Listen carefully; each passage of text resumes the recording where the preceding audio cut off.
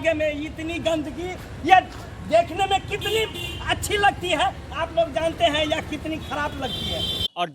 और हमारा समाज जो पिछड़ाओं का, दलितों का जो है, आज भी मंदिर की तरफ जो रुझान हो रहा है, उस मंदिर की तरफ रुझान ना हो करके स्कूलों की तरफ रुझान हो, इस पर हम लोगों को ज्यादा ध्यान देना है कि आज बाबा साहब के आगे में ये नाला कोरा गया, लेकिन प्रशासन के द्वारा नाला तो कोरा गया, तैयार नहीं किया गया, लेकिन देखने में कितना भद्दा लगता है।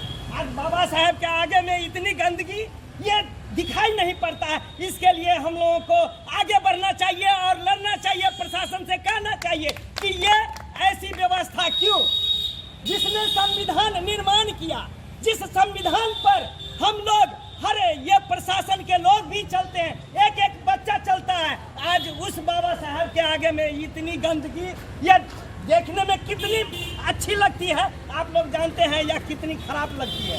तो मैं कहना चाहूँगा कि इन्होंने जो हम लोगों का 3 मूल मंत्र दिया था, शिक्षित बनो, संगठित हो और संघर्ष करो, तो आज उसकी जरूरत है।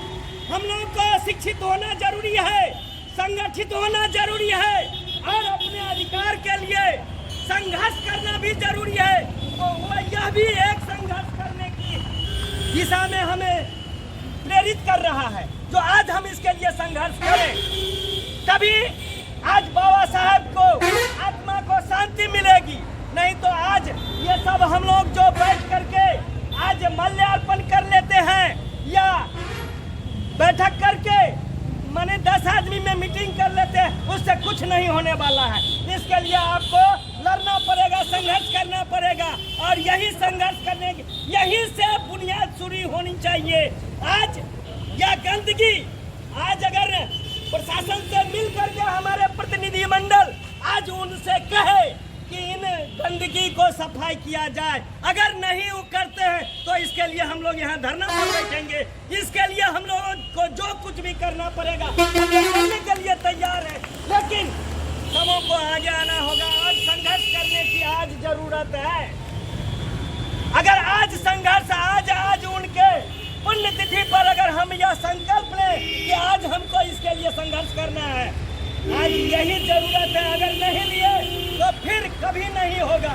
आज हम लोग चल करके मिले डीएम साहब से और उनसे आग्रह करें कि सफाई किया जाए यहाँ के बाबा साहब के आगे की जितनी गंदगी है, और इस नाला को अगर नहीं बन पाएगा तो इसको भरा करके और समतल किया जाए। इतना ही कह करके मैं अपनी बात समझ। बाबा साहेब की जीवनी से हमें प्रेरित होकर के हमारे समाज के लोगों को बताना चाहिए, और हमारा समाज जो पिछड़ाओं का, दलितों का जो है, आज भी मंदिर की तरफ जो रुझान हो रहा है, उस मंदिर की तरफ रुझान ना हो करके स्कूलों की तरफ रुझान हो, इस पर हम लोगों को ज़्यादा ध्यान देना होगा।